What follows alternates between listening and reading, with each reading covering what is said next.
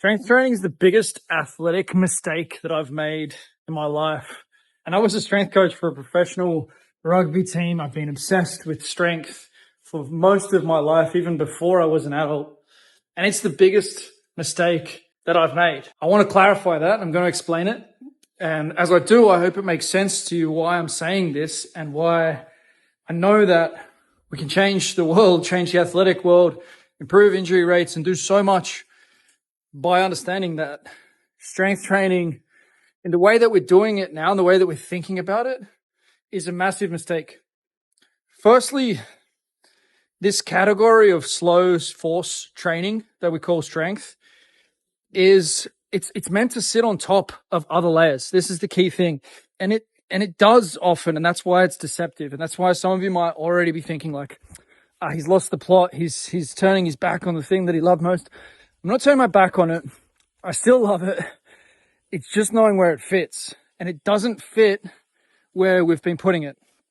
So we have to understand strength training as a supplement. We have to understand that if it's a main meal, we're in deep, deep trouble.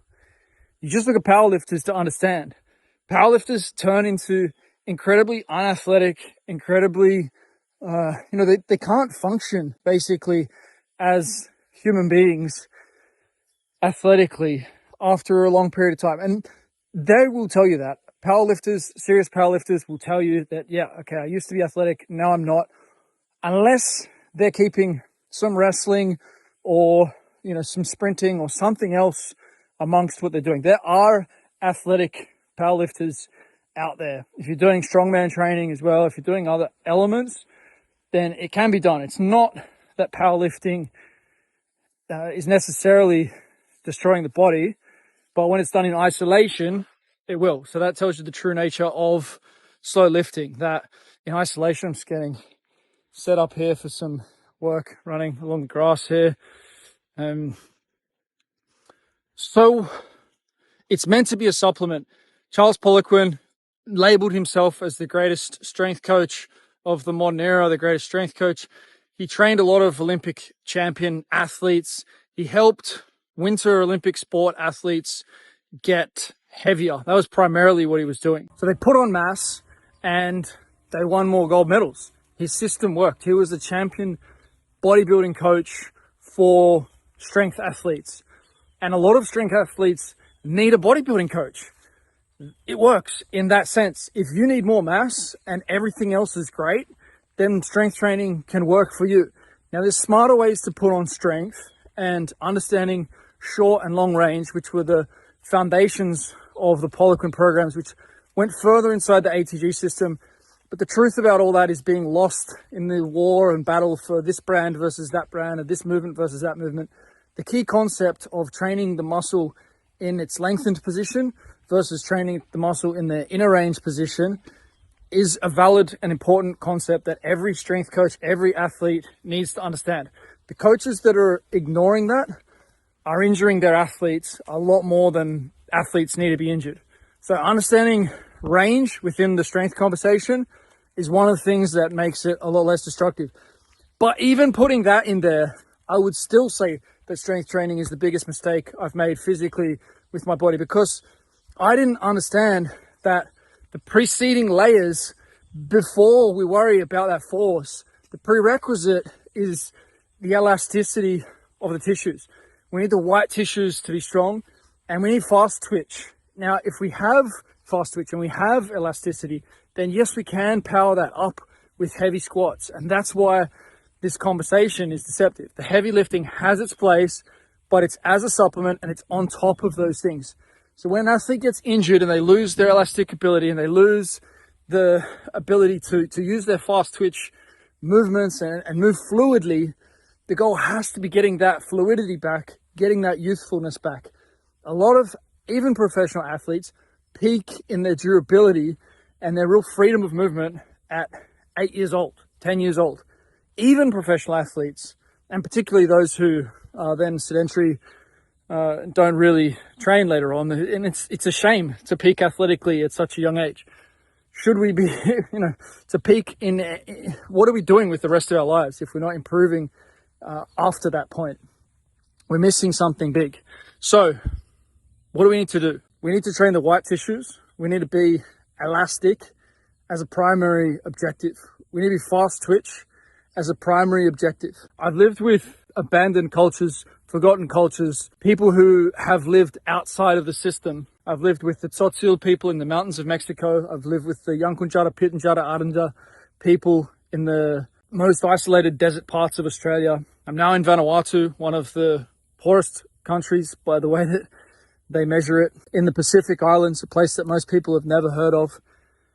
And I can tell you that training with these people and spending time with these people, they have exceptional innate athletic ability still. And it's not just because they're working with machetes and they're climbing the coconut trees. You see these coconuts around me. It's not just because of that. It's partly because of that, but it's because they're not losing their childlike ability. And so, we're doing feats on the gym here. I'll show you the gym. Some of you haven't seen it yet. They're doing feats on the gym and we put the boxing gloves on and stuff like that. They're elastic, they're fast, they're instinctive. They're not scared about their connective tissues. They don't warm up. They don't consider warming up. If I give them a strength task to do, they either can do it or they can't do it. But it's the same way that a child would do it. It's the same way they just go up to the thing and just see if it fits them or not. They're not going to hurt themselves because they still have that youthful body. So how do we get back to that? How do we get back to the youthful body? Here's the setup. It's beautiful. We've got the narrow dip bars. We've got the wide dip bars. We've got these coral-based squat racks. We may put some wood on them, but we may not. We've got the Atlas, the stone made out of the very, very heavy hardwood. We've got these square setups so we can do some laches. This is just above 3 meters 10. We've had one athlete here so far that can run and grab it with one hand, volleyball player. Also able to swing from that bottom bar to the top bar, which is a crazy feat. This one is around 9.5 foot, and then we've got one that's around 9 foot. There, we've got the monkey bars. The children come and play on this all the time. This is beautiful. This is heaven. This is the thing that we need to create. You don't need to come to Vanuatu to build yourself a setup like this. We also put some logs in the ground here, so we jump up and down off them, jump between them. Some of the more acrobatic guys that have been taking this advice that I'm giving you right now are doing flips off them, flips off the table, vaulting across the table, step ups, jumps up onto it, etc. And this is our soccer setup at the moment. We're putting in a much bigger indoor setup for more sports and whatnot here, skills, BMX, skate, indoor court. There's no indoor court in this area of Vanuatu. Slackline as well. So getting back to it, I want to be more like these guys that have never trained before. That's my goal with my body right now, is to get back to a level like people who've never trained before. Like my son. My son constantly shows me, my older one, Manu, shows me, he jumps down off the decks of these bungalows that we built. There's 5 of them there across the waterfront. He just jumps down off them at any time without thinking twice. And it depends on what I've just trained and how long ago it was. And chances are my legs aren't feeling like I'm just ready to jump straight down off that thing. And some people might be like, yeah, you're 40, Keegan. Like, that's normal. Don't worry about it.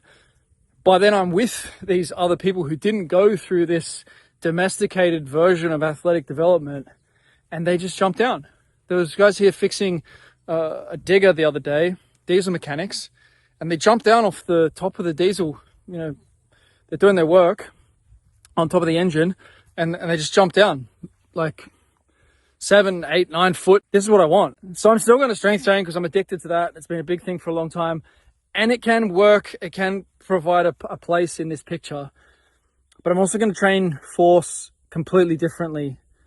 I'm still going to use some long range strength training. I'm still going to use some of the ATG movements, but this is a big and fundamental shift for me in the way that I think about athletic excellence and athletic development.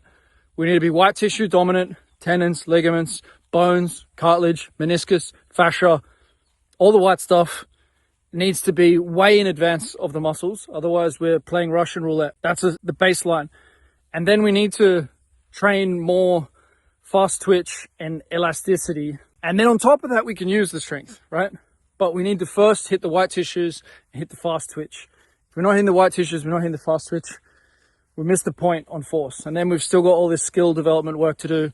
Acrobatics, balance, balls, beats. There are 3 elements within the skill development. I know that this is going to have and can have a massive impact on the way the world trains, on the way professional athletes are moving, and on mankind's athletic future. Ultimately, if you look around objectively in terms of health, mental health, and where we're headed with lots of different elements of mankind's struggle at the moment, we're in a challenging time. We're in a significantly challenging time. We've been through a very challenging recent period, and there's more challenging times coming up soon, more than likely, by the way things are all set up at the moment with lots of different elements. What we can do something about is our athletic status and our athletic position. Let's take athleticism to a new level.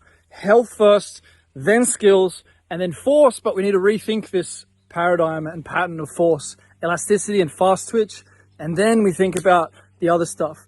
Now, there's more nuance to this conversation, but I hope that this is a strong starting point that you can get your head around, get your handles on. You might also be thinking like, but yeah, what about the muscles? What about the bodybuilding element? And that was huge for me. Like, I always wanted to be heavier. I always felt skinny, and getting bigger was massive for me. I wanted to be over 75 kilos and then 80 kilos. I was only 65 kilos when I finished high school, and I'd been strength training for like 3 years, and I'd been wanting to add mass. I'd been doing things that I thought would help me to add mass. So, you know, I get it. If you're skinny and you don't want to be skinny, I get it. And we can use strength training for that, for the aesthetic. But it's a psyop as well. It's a massive brainwashing. You're never going to get to a point where people are like, oh, he's huge, unless you're willing to put massive amounts of chemicals into your body and use a bunch of crap. People aren't going to think you're huge.